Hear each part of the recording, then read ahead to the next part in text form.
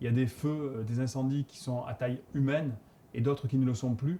Et c'est par ces moments-là où l'incendie devient inhumain, qu'il devient catastrophique, qu'il devient dévastateur et qu'il devient très très dangereux et très compliqué pour les sapeurs-pompiers. Un feu de forêt qu'on a laissé s'échapper, c'est des mégawatts de puissance. C'est une centrale nucléaire qui se déplace toute seule en termes de puissance, en termes d'image. Tout se joue dans les 10 premières minutes et qui a la phase critique à une demi-heure, trois quarts d'heure. Tout se joue entre 10 et 60 minutes. Je parle de feu et d'incendie. Le feu, c'est tout petit. L'incendie, c'est catastrophique. Donc, premièrement, si je veux lutter contre un feu et le garder à la taille du feu, je dirais qu'il me faut un verre d'eau pour éteindre une allumette. Il me faut un seau d'eau pour éteindre 1 mètre carré. Mais après, si je l'ai laissé partir, il va me falloir un camion. Et si je l'ai laissé encore se développer, il me faudra toute l'armada, les avions, les camions, et il deviendra incendie.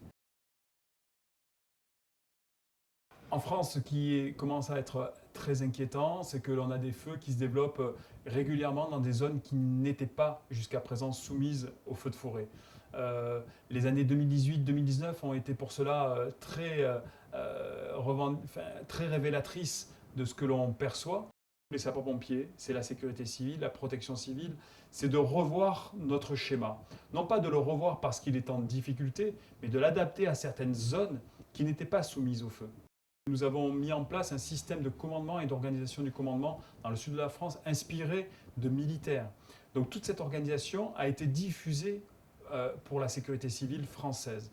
Mais dans un temps où le sud de la France était le seul territoire confronté aux feux de forêt, seul le sud de la France et le sud-ouest, les Landes de Gascogne, ont expérimenté, ont mis en œuvre régulièrement.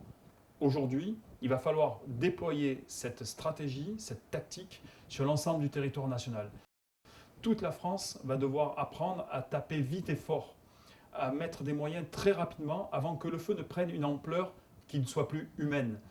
Aujourd'hui, ce qui a été développé par la sécurité civile française sur une partie de son territoire national doit être développé sur l'ensemble du territoire, que ce soit en matière de prévention, que ce soit en matière de dispositifs préventifs et que ce soit en matière de lutte, et voire même de réadaptation du massif, du réaménagement de massif à l'issue des feux.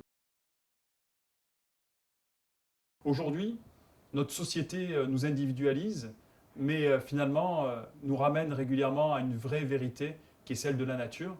Et la nature pourrait nous ramener peut-être à générer plus de communautés, à générer cette capacité à nous rencontrer pour lutter contre le fléau que peut devenir le feu de forêt. Pourquoi serait-il utile que la France acquiert des moyens de pompage énormes alors que la crue du Rhône, qui remonte aujourd'hui à 2003, pourra avoir lieu, mais on sait qu'il y a des moyens aux Pays-Bas. Pourquoi acheter des avions bombardiers d'eau pour la Suède alors que le sud de la France, la Grèce, l'Italie, l'Espagne, le Portugal sont souvent soumis aux feux de forêt et utilisent régulièrement les avions bombardiers d'eau? Pourquoi ne pas se mettre en commun? On a réussi à créer cette monnaie unique. À un moment donné, ça serait peut-être intéressant qu'avant de créer l'économie unique, on crée la protection civile unique, qu'on ait une idée de quelque chose.